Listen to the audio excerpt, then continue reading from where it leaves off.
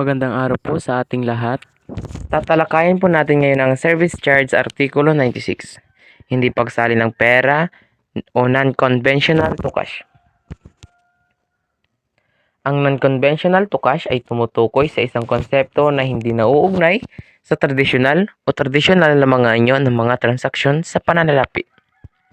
Maaari itong magpahiwatig ng mga alternatibong paraan ng pagbabayad o palitan na hindi kinasasangkutan ng pisikal na pera o tradisyonal na mga sistema ng pagbabangko.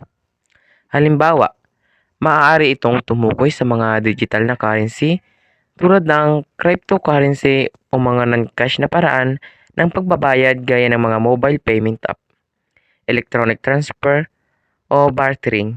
Ang mga pamamaraang ito ay nagbibigay ng mga alternatibong paraan ng pagsasagawa ng mga transaksiyong pinansyal nang hindi umaasa lamang sa pisikal na pera.